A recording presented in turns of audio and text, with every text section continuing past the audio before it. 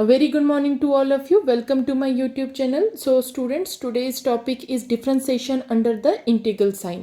So इस topic में हमें दो चीज़ें बड़े ध्यान से समझनी है. इसमें जो मेन हमें देखना ये है कि जो हमारे पास लिमिट्स हैं इंटीग्रेशन के ऊपर, क्या वो कॉन्स्टेंट्स है या वो वेरिएबल्स को इन्वॉल्व कर रहे हैं.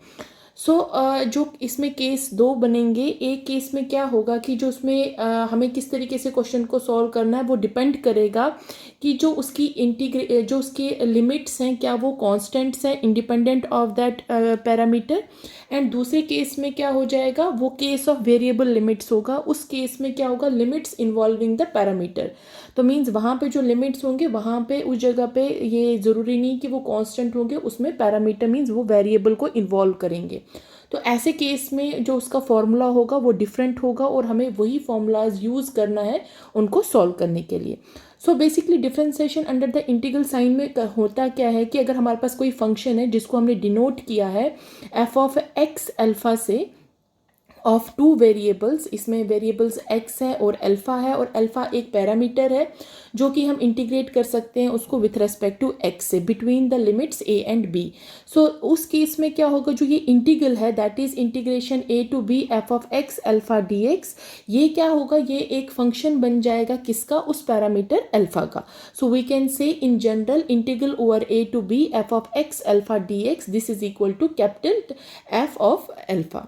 सो अब इसमें जो केस फर्स्ट है, फर्स्ट केस में क्या होगा, अगर ये फंक्शन और उसका पार्शियल डेरिवेटिव मींस फंक्शन कौन सा है एफ ऑफ एक्स अल्फा और इसका partial derivative with respect to x, ये क्या होंगे, अगर हमारे पास कंटिन्यूअस फंक्शंस होंगे ऑफ एक्स एंड अल्फा तो और साथ में जो हमारे पास एफ ऑफ अल्फा है वो हमें पता है वो किसके इक्वल होता है, वो हमारे पास होता है integration A to B F of x alpha D x के इक्वल.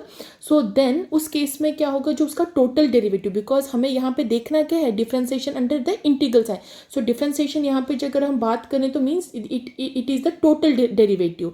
सो टोटल डेरिवेटिव जो हम लेंगे वो किसके इक्वल हो जाएगा, d by d alpha of this function, this is equal to integral a to b then partial derivative of that function with respect to alpha. तो in short हमें करना क्या है, हमें अगर इस तरीके का क्वेश्चन होगा जिसके लिमिट्स क्या होंगे वो कांस्टेंट्स होंगे, उस केस में हमें उस मेन फंक्शन को क्या करना है, उसका पार्शियल डेरिवेटिव निकालना है with respect to that parameter और where A and B are constants independent of the alpha. So ये केस फर्स्ट है. सो सिमिलरली केस सेकेंड में क्या होगा, केस ऑफ वेरिएबल लिमिट्स. इस केस में क्या हो जाएगा, जो लिमिट्स होंगे वो इन्वॉल्व करेंगे पैरामीटर्स के. जैसे देखिए कि अगर हमारे पास जो फंक्शन है वो किस तरीके का होगा, G of integral over G of alpha H alpha. So mean जो इसमें लोअर लिमिट है वो जी ऑफ अल्फा है और जो अपर लिमिट है वो एच अल्फा है. तो मीन्स ये दोनों के दोनों क्या है, ये वेरिएबल्स है. सो उस केस में जो उसका टोटल डेरिवेटिव होगा वो हमें किस तरीके से निकालना है, उसके लिए ये वाला फॉर्मूला अप्लाई करना है, that is d by d alpha of that function this is equal to integral over g alpha to h alpha then partial derivative of that function plus हमें क्या करना है, जो अपर लिमिट होगा उसका भी डेरिवेटिव लेना है और उस फंक्शन में जहाँ जहाँ पे x होगा वहाँ पे हमें अल्फा अप्लाई करना है. Similarly minus times g dash of alpha means हमें डेरिवेटिव किसका लेना है, लोअर लिमिट का भी लेना है और फंक्शन बनाना है वैसा जहाँ जहाँ पे x होगा वहाँ पे हमें वो जो लिमिट होगी मीन जी अल्फा होगा वहाँ पे वो अल्फा हमें उसको सब्स्टिट्यूट करना है. मीन्स जो भी हमारे पास नीचे टर्म होगी वहाँ पे वो टर्म उसको क्या करना है, सब्स्टिट्यूट करनी है. So where G alpha and H alpha possess continuous first order derivatives with respect to alpha. So ये हमारे पास दो केसेस है, इन्हीं दो केसेस का हमें यहाँ पे यूज करना है. तो फर्स्ट अब एग्जाम्पल जो हमें सॉल्व करनी है that is show that if -1 is less than a is less than 1, that is a lies between the open interval -1 and 1 and also sine inverse which lies between the open interval -pi/2 and pi/2, then we have to show that this whole integration is equal to pi times sine inverse of a, that is 0 to pi log of 1 plus a cos x divided by cos x into dx, this is equal to pi times sine inverse of A. So ऐसे केस को हमें कैसे solve करना है अब हम वो देखेंगे. सो हमारे पास जो मेन फंक्शन है f of alpha, this is equal to integral 0 to pi then log of 1 plus A cos of x whole divided by cos x into D x. तो अब हमने क्या करना है, इसको हम क्या करेंगे, डिफ्रेंशिएट करेंगे। जब हम डिफ्रेंशिएट करेंगे, यहाँ पे हमने सबसे पहले देखें कि जो हमारे पास जो लिमिट्स हैं वो क्या है, हमारे पास यहाँ पे कॉन्स्टेंट्स हैं। सो क्योंकि जो इसमें वेरिएबल्स है, वेरिएबल्स खाली कौन कौन सा, इसमें एक एक्स है और ए है, तो मीन्स ये जो इसके लिमिट्स हैं वो दोनों के दोनों कॉन्स्टेंट्स है। तो इसमें जो केस 1 का फॉर्मूला है वो अप्लाई होगा। सो उसमें क्या करना है, हमें सिंपली इसका क्या करना है, पार्शियल डेरिवेटिव निकालना है with respect to that parameter. So I will write a parameter, यहाँ पे क्या है ए, तो मैं हम इसका जो पार्शियल डेरिवेटिव निकालेंगे विथ रेस्पेक्ट टू ए निकालेंगे। So we will write differentiating both sides partially with respect to a, the parameter we get. So हमारे पास क्या आएगा, किसको करना है हमने, partially with respect to a या partially equation 1 लिख देती हूँ मैं यहाँ पे, equation 1 with respect to a. That is the parameter. So we get, यहाँ पे हमारे पास क्या फंक्शन बन जाएगा, F dash A, this is equal to integral 0 to pi. Now हमें इसका क्या निकालना है, partial derivative with respect to A of the function. Function क्या है हमारे पास, log of 1 plus A cos of X और divided by cos of x into D X. So ये हमारे पास मेन फंक्शन था। सो अब हम इसको पार्शियल डेरिवेटिव निकालते हैं, और हमें पता है जब भी हमें पार्शियल डेरिवेटिव निकालना है उस केस में क्या होता है कि जिसके साथ हमें इसका पार्शियल डेरिवेटिव निकालना है, जो उसका अदर वेरिएबल होगा उसको हमें कांस्टेंट लेना है। सो यहाँ पे भी वही चीज़ की करेंगे हम, तो ये आ जाएगा 0 to pi then it will become, जो 1 बाई कॉस एक्स आएगा ये अब हमें कांस्टेंट लेना है। सो लॉग के साथ इसकी डिफ्रेंसिएशन ये हो जाएगी 1 divided by 1 plus A into cos of X, और ए कॉस एक्स की डिफ्रेंसिएशन हो जाएगी कॉस एक्स इंटू हमारे पास आ गया डी एक्स। सो अब यहाँ पे इसको और फर्दर सॉल्व कर लेते हैं। ये हमारे पास हो जाएगा 0 to pi cos X cancel हो जाएगा, हमारे पास आएगा 1 plus A into cos of x into D X. So अब ये बेसिकली हमारे पास एक डेफिनेट इंटीग्रल है, और ये जो डेफिनेट इंटीग्रल है इस टाइप के हमने क्वेश्चंस बहुत पहले भी सॉल्व किए हैं। तो इसका एक फॉर्मूला भी होता है, मैं जो आपको यहाँ पे बता देती हूँ। अगर इस टाइप का भी क्वेश्चन हो, आप डायरेक्ट फॉर्मूला भी अप्लाई कर सकते हैं कि हमारे पास अगर ऐसा क्वेश्चन होगा 0 to pi, then it is d x divided by a plus b times cos of x. इसकी वैल्यू हमेशा इक्वल होती है pi divided by square root of a square minus b square के। सो मीन्स आप directly ये term भी apply कर सकते हो यहाँ पे। सो मैं यहाँ पे यही चीज़ अप्लाई कर लेती हूँ, तो जो मेरे पास इसकी वैल्यू आ जाएगी, it will B pi times A square. अब ए स्क्वायर की जगह पे देखिए, ए की जगह पे 1 है और बी की जगह पे ए है, तो मीन्स यहाँ पे ए की जगह पे मेरे पास 1 है और बी की जगह पे मेरे पास ए है। सो मैं डायरेक्टली अप्लाई करूँगी तो ये बन जाएगा 1 का square, then it will be minus B की जगह पे ए है तो it will be A square. So ये हमारे पास बन जाएगा pi times square root of 1 minus A square. So ये हमारे पास इक्वेशन बन गई। अब हमने क्या करना है, ये जो हमारे पास हमने इसका डेरिवेटिव लिया, अब हमने इसकी इंटीग्रेशन लेनी है। सो हमने लिखना है यहाँ पे इंटीग्रेटिंग एबो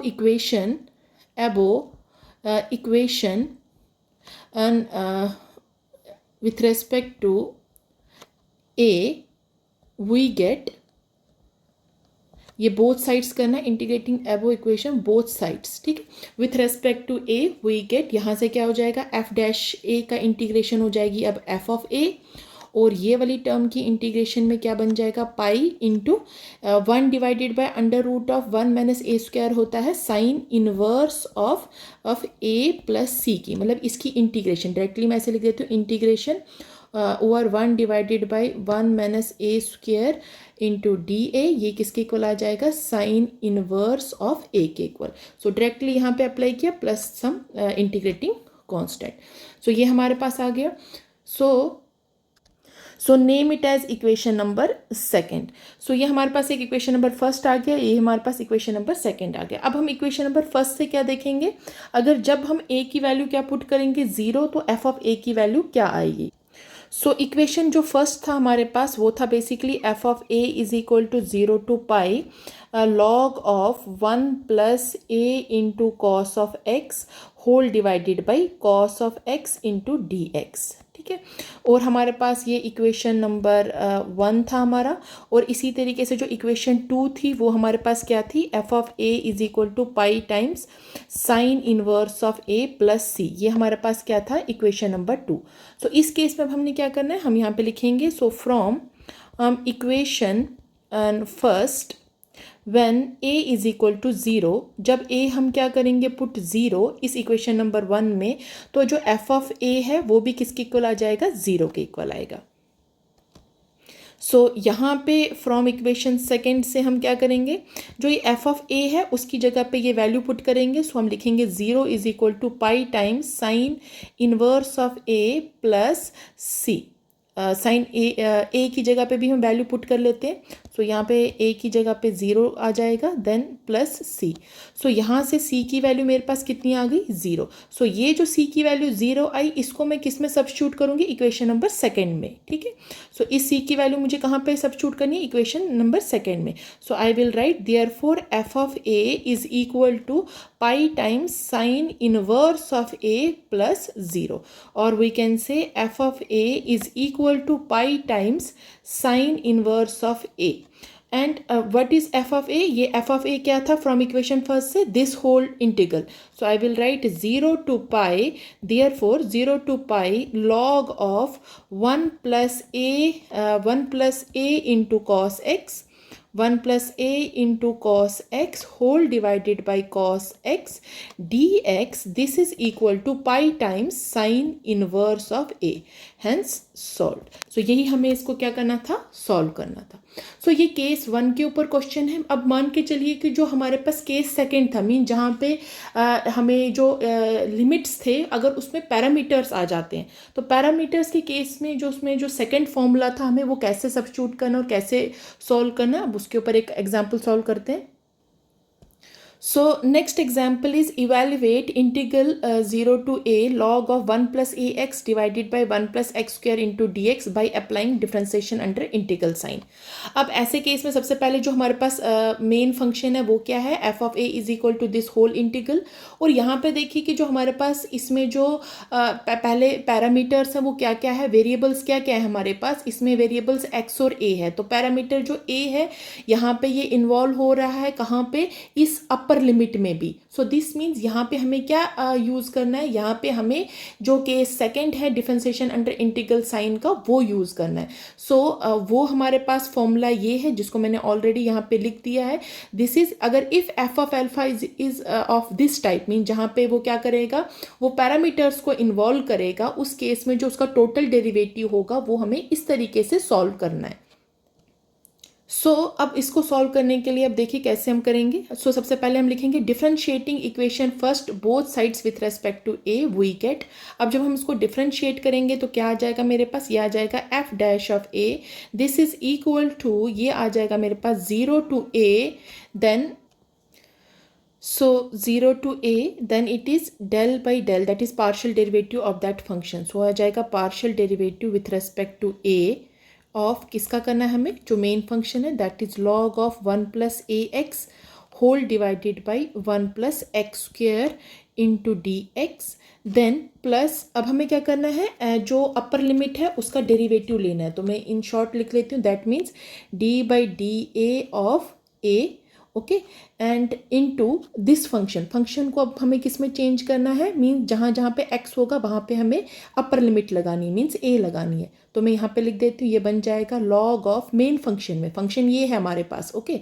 सो log of 1 plus a into X की जगह पे a आ जाएगा और whole divided by 1 plus a का स्क्वायर हो जाएगा, प्लस हमारे पास साथ में आएगा minus G dash of alpha, mean जो इसकी लोअर लिमिट है उसको अब करना है, और लोअर लिमिट का क्या बन जाएगा, d by D A of, हमें किसके लिए करना है, 0 का, और साथ में क्या बन जाएगा, ये log of 1 plus A into 0, means x की जगह पे 0 पुट करना है, और 1 प्लस 0 का स्क्वायर। सो ये वाली टर्म तो हमारे पास ज़ीरो आ जाएगी, तो इसको लिखने का कोई नीड नहीं है, तो हमारे पास सिर्फ ये टर्म आ जाएगी। तो मैं यहाँ पे कर लेती हूँ, ये वैल्यू आ जाएगी मेरे पास 0 to a।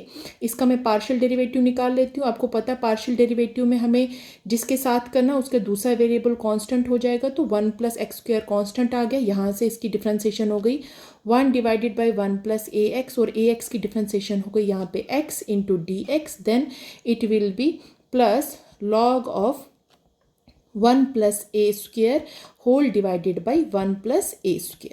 सो ये हमारे पास इक्वेशन बन गई। अब जो इस इक्वेशन को हमें सॉल्व करना है उसके लिए हम क्या करेंगे, जो ये हमारे पास इंटीग्रल के अंदर वैल्यू है इसको कैसे सॉल्व करेंगे, इस पार्ट को हम इसको सॉल्व करेंगे using partial fractions, using partial fraction.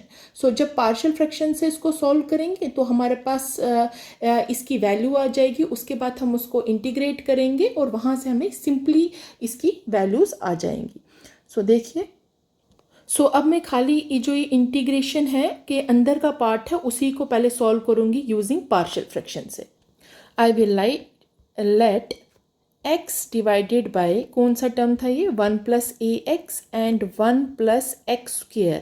This is equal to, ये क्या आ जाएगा, a डिवाइडेड बाय हो जाएगा 1 + ax, और प्लस ये हमारे पास बन जाएगा bx + c divided by 1 + x²। ये जो है हमने जो bx + c है, जब इस टाइप का हमारे पास न्यूमरेटर में इसके रूट्स होंगे, मतलब ऐसा फंक्शन होगा, ऐसे टर्म्स होगी, तो उसमें हमें ये यूज़ करना है। ये आप पार्शियल फ्रैक्शंस में पढ़ सकते हैं। सो अब हमने क्या करना है, इस इक्वेशन को ऑल्सो ये जो हमारे पास ये प्रीवियस इक्वेशन है इसको इक्वेशन नंबर 2 लगा देती हूँ मैं पहले ही। सो वो इक्वेशन नंबर 2 हो गई और ये इक्वेशन नंबर 3 हो गया। ओके, सो अब हम इसको सॉल्व करेंगे पार्शियल फ्रैक्शन से। तो हम क्या करेंगे, ये जो इसका डिनोमिनेटर पार्ट है उससे इस टर्म पूरी को मल्टीपल करेंगे। So I will write multiplying both sides by 1 + ax and 1 + x² we get. तो हमारे पास क्या वैल्यू आ जाएगी, यहाँ से आ जाएगा हमारे पास x, this is equal to a times, ये जब मल्टीपल करेंगे 1/ax 1/x कैंसिल हो जाएगा, ये आएगा 1 + x² plus bx + c × 1 + ax। Okay, so further इसको और भी मैं ऐसे लिख सकती हूँ, ये आ जाएगा हमारे पास a × 1 + x² and it will be bx × 1 + ax या and plus c × 1 + ax। Okay, हम इस तरीके से भी इसको लिख सकते हैं। सो अब हमने क्या करना है, पुट करना है, जो इसका पहला रूट को पुट करेंगे। So I will write here put 1 + ax is equal to 0। सो यहाँ से मेरे पास x की वैल्यू आ जाएगी -1/a। So name it as equation number 4। So ये जो x की वैल्यू -1/a है, हम इसको किस में पुट करेंगे, in equation number 4। So put x is equal to -1/a in 4 we get, यहाँ से हमारे पास क्या आ जाएगा, x की जगह पे -1/a आ गया। सो ये आ जाएगा पास a × 1 + x² की जगह पे होगा -1/a का whole square, then it will be plus bx + c × 1 + a की जगह पे अगेन -1/a × x। ओके, सो यहाँ से देखिए क्या हो जाएगा, ये माइनस माइनस कैंसिल हो जाएगा। सो ये टर्म हमारे पास आ जाएगी, it will B -1/a × x की जगह पे भी पुट करना है। So it is a, basic x की जगह पे मैंने ये पुट करके, ये a था हमारा, एक मिनट, ये हमारे पास आएगा a × x। So a × x term. So यहाँ से ये वाली टर्म हमारी 0 हो जाएगी, तो ये हमारे पास आएगा -1/a × a टाइम्स 1 + 1/a², और we can write therefore I will directly write a is equal to -a divided by 1 + a²। So means a की वैल्यू मेरे पास आ गई। अब मुझे क्या करना है, b की वैल्यू निकालनी, इसी तरीके से c। सो b और c की वैल्यू निकालने के लिए मैं क्या करूँगी, इसको कंपेयर करूँगी। सो मैं लिखती हूँ उनके कोफिशिएंट्स को कंपेयर करती हूँ। तो I will right comparing coefficients of x² in equation 4। Equation 4 में जब मैंने जो मेरे पास है इसमें x² के कोफिशिएंट्स को मैं इक्वेट करूँगी, तो यहाँ पे देखिए इस साइड से तो x² कोई है नहीं, इस वाली साइड पे x² नहीं है, तो यहाँ पे 0 हो जाएगा। तो I will write 0। So 0 is equal to, यहाँ पे आएगा a × x², तो ये आ जाएगा a प्लस b की जगह पे क्या बन जाएगा, b इंटू एक्स स्क्र, तो इसका कांस्टेंट बन जाएगा a इंटू कैपिटल B।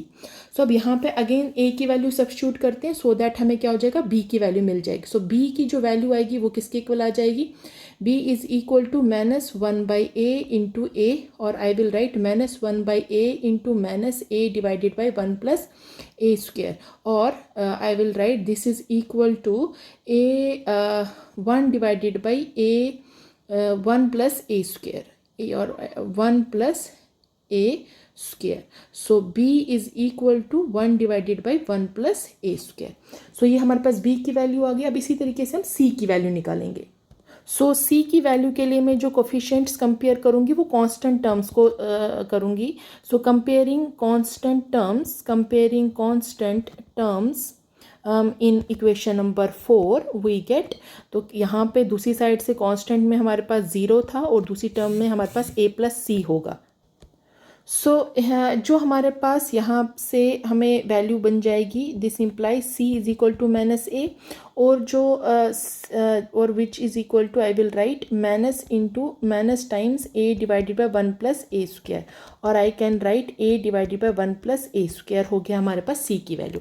अब जब हम कांस्टेंट टर्म्स की बात कर रहे हैं, कांस्टेंट टर्म्स में यहाँ पे देखिए क्लियरली, यहाँ पे ये जो इक्वेशन नंबर 4 है इसमें कांस्टेंट टर्म्स क्या क्या रह जाएगा, एक आएगा a, ये वाली टर्म रहेगी, और हमारे पास c की टर्म रहेगी दिस टर्म। बाकी सब में जो है टर्म्स वेरिएबल्स इन्वॉल्व होंगे, सिर्फ हमें कांस्टेंट टर्म्स लेना है, इसीलिए हमने लिखा 0 is equal to a plus C. So अब हम ये a b c की वैल्यू हम इक्वेशन नंबर 3 में लगा लेंगे। So using values of a b and c in equation number 3 we get, so हमारे पास क्या आएगा, x divided by 1 plus A X into 1 plus X square, 1 plus X square, this is equal to, so ये हमारे पास किसके equal आ जाएगा, a कितना था हमारे पास जो टर्म थी a की, दैट वाज हमारे पास a था -a divided by 1 plus a square, साथ में हमारे पास टर्म है, क्या थी हमारे पास 1 divided by 1 plus A x. Okay, एक ये टर्म था हमारे पास, दूसरा टर्म क्या था, प्लस बी एक्स प्लस सी, बी की जगह पे हमें वैल्यू पुट करनी है, that is 1 divided by 1 plus A square, और साथ में इसमें हमारे पास था यहाँ पे x, एंड यहाँ पे हमें इसके डिनोमिनेटर में था 1 plus X square, plus c की जगह पे था हमारे पास था अगेन इट वाज c की वैल्यू हमने निकाली थी a divided by 1 plus A square. So ये हमारे पास आ गए, इसके 3 टर्म्स आ गई। सो अब इन टर्म्स को क्या करेंगे, हम सिंपली यहाँ से हम क्या करेंगे, इसकी ये था b x plus c, it was plus, यहाँ पे प्लस लगा देती हूँ मैं, प्लस सी। ओके, इसको थोड़ा ब्रेक करना पड़ेगा, जस्ट अ सेकेंड। सो इसको थोड़ा सा मैं और बेटर वे में लिख देती हूँ, ये आपको कन्फ्यूजन हो जाएगा नहीं तो। It was basically B x plus C divided by 1 plus X square. So हम ऐसे भी लिख सकते हैं, b की वैल्यू थी हमारे पास 1 divided by 1 plus A square into, और I can say x divided by this, then plus c की जगह पे हो गया a divided by 1 plus A square whole divided by 1 plus X square. Okay, अब इसको थोड़ा फर्दर सॉल्व कर लेते हैं। So this is equal to, ये हमारे पास बन जाएगा 1 divided by 1 plus A square में इन सब में से कॉमन आ जाएगा, ये बन जाएगा -a divided by 1 plus A X, यहाँ से आ जाएगा हमारे पास plus x plus a whole divided by, ये आ जाएगा हमारे पास 1 plus X square. Okay, so ये टर्म बन गई हमारे पास, ये हमारे पास पूरी इक्वेशन आ गई। अब इस इक्वेशन को हमने क्या करना है, जो हमारे पास मेन जहाँ से हमने इसको लिया था, मीन्स इक्वेशन नंबर 2 में सब्स्टिट्यूट करना है। So I will write therefore from equation 2 we get, क्या है था हमारे पास equation 2, F dash of A, this is equal to integral 0 to a, then this term, अब यहाँ पे सीधा यही वैल्यू सब्स्टिट्यूट करेंगे, दे -a divided by 1 plus A X plus x plus a whole divided by 1 plus X square into D x, then plus log of 1 plus a का square whole divided by 1 plus a square. Okay, अब हम क्या करेंगे, इसको further solve कर लेते हैं, थोड़ा सा यहाँ पे इसको और ब्रेक कर देते हैं, सो दैट क्या हो जाएगा, हमारे पास इंटीग्रेशन सॉल्व करने में ईजी हो जाएगा। So this is equal to, यहाँ से ये टर्म कांस्टेंट है तो I will take this outside, so 1 divided by 1 plus a square integral 0 to a, it will become minus a divided by 1 plus A x.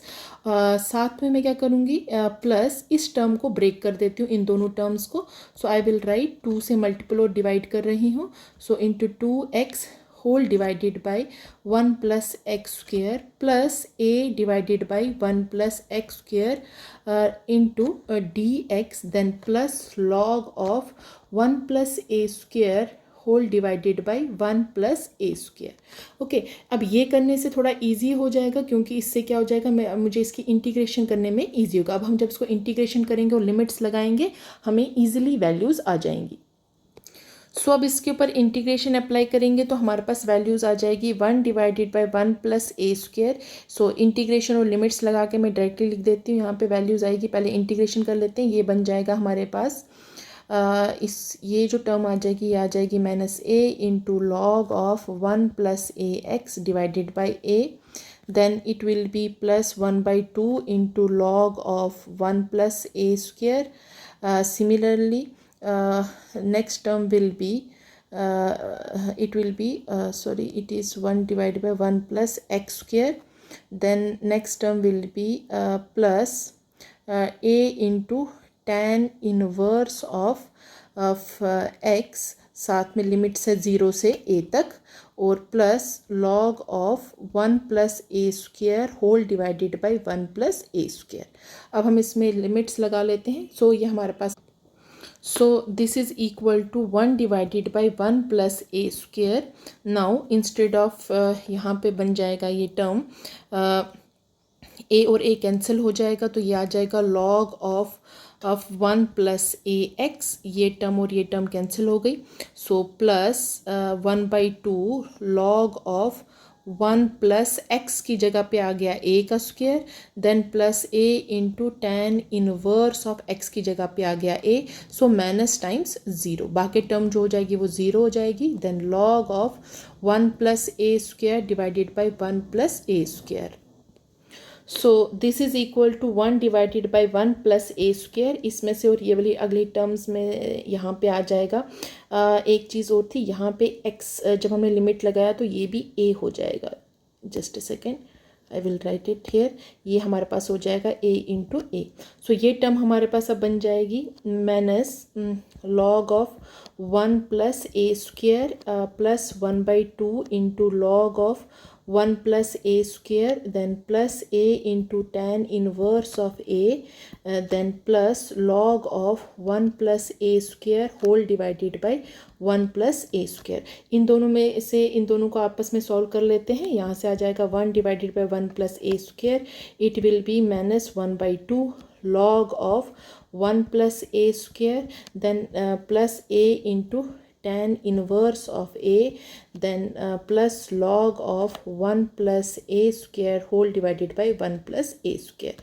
अब इन दोनों में से भी हम इनको भी सॉल्व कर सकते हैं। ये जो दो पार्ट्स हैं, एक ये वाला पार्ट और एक ये वाला पार्ट, ये भी आपस में इनमें सब्ट्रैक्शन हो जाएगी।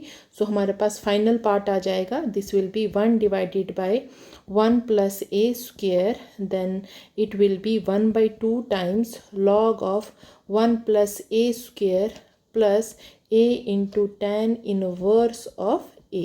ओके, सो ये हमारे पास आ गया f dash of alpha, f dash of a। So अब क्या करना है हमें, इस f डैश ऑफ a को क्या करना है, अब हमें इसका इंटीग्रेशन करनी है। सो हमें फाइनल आंसर आ जाए। So I will write here, integrating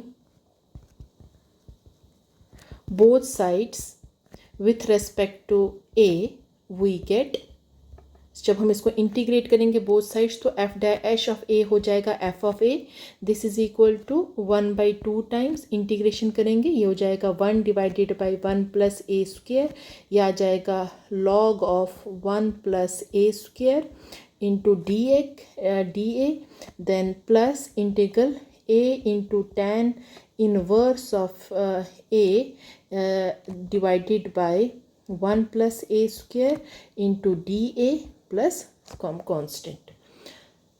सो ये हमारे पास आ गई इक्वेशन। अब हम इसका सिंपल इंटीग्रेशन कर लेते हैं।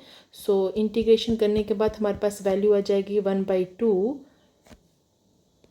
सो इसको हम इंटीग्रेट बाय पार्ट से कर सकते हैं। तो एक पार्ट हम log of 1 plus a square को लेंगे और अदर पार्ट हो जाएगा हमारे पास 1 divided by 1 plus a square. So integrate by जब मैं पार्ट करूँगी तो मैं डायरेक्टली लिख लेती हूँ किस तरीके से। पहले मैं इसको दो पार्ट्स में ब्रेक कर देती हूँ। 1 plus a square and other will be 1 divided by 1 plus a square into D A, then plus integral a into tan inverse of a, then dA plus c whole divided by 1 plus a square. So अब integrate by part से करेंगे इसको solve. So 1/2 log इसकी integration बन जाएगी first term, that is this log of 1 plus A square, then integration of this that is tan inverse of a, then minus, then differentiation that is 2 divided by this 1 plus a square into integration of first that is tan inverse of a into dA, then plus integral it is a tan inverse of a dA plus c whole divided by 1 plus a square. सो ये हमारे पास equation बन गई है। So further solve कर लेते हैं। 1/2 it will B log of 1 plus A square tan inverse of A minus 1/2 times, ये हमारे पास हो जाएगा integral A 2 times A 1 plus A square tan inverse of A into D A then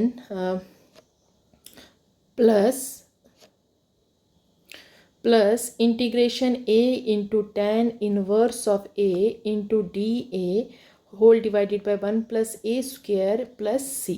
सो यहाँ से ये टर्म और ये टर्म हमारे पास दोनों के दोनों क्या हो जाएंगे, कैंसिल आउट हो जाएंगे, क्योंकि ये दोनों के दोनों क्या है, सेम है। सो ये पूरा टर्म और ये पूरा टर्म क्या हो जाएगा, cancel. So we are left with 1/2 log of 1 plus A square into tan inverse of A. So and plus C. अब हमें सी की वैल्यू निकालनी है। सो सी के लिए अब देखिए क्या करेंगे हम। So therefore we can write here f of a, this is equal to 1/2 log of 1 plus a square tan inverse of a plus c. So name it as equation number 3rd. So when a is equal to 0, सो जो equation from equation first जो हमारे पास main equation है वहाँ से जो f of a है वो भी किसके इक्वल आ जाएगा, 0। सिमिलरली जो इस इक्वेशन नंबर 3 थी, इक्वेशन नंबर 3 से क्या हो जाएगा, f ऑफ जो 0 हो जाएगा यहाँ से यहाँ पे आएगा f of 0 is equal to 0। So हमारे पास आएगी value it is f of a is equal to 0. So from equation 3 हमारे पास क्या आ जाएगा, f of a की वैल्यू क्या आ जाएगी, 0। तो मैं डायरेक्टली 0 ही लिख देती हूँ। 0 is equal to 0 plus c। So from here c की वैल्यू कितनी आ जाएगी, 0। तो क्योंकि जब हम वहाँ पे 0 पुट करेंगे a की जगह पे, क्योंकि जो f ऑफ a था हमारे पास वो किसके इक्वल था, देखिए वो हमारे पास था 1/2 times log of 1 plus A square into tan inverse of a, so plus c। सो यहाँ पे जब a की वैल्यू 0 पुट करेंगे, लॉग ऑफ 1 हो गया 0, ये टर्म भी 0 और ये पूरी टर्म 0 हो जाएगी। तो सेम चीज़ मैंने डायरेक्टली लिख दी है। सो यहाँ से c की वैल्यू 0 आ गई। अब इस c की वैल्यू मुझे किस में पुट करनी है, अगेन इस इक्वेशन में पुट करनी है। So I will write here f of a is equal to 1/2 times log of 1 plus A square into tan inverse of a plus 0. So or we can say f of a, this is equal to 1/2 log of 1 plus a square tan inverse of a। मगर जो ये f of a है वो क्या था, basically वो हमारे पास था expression 0 to a, since this is equal to this term log of 1 plus ax whole divided by 1 plus x square into dx, and this term is equal to 1 by 2 times log of 1 plus a square tan inverse of a, hence solved. Thank you.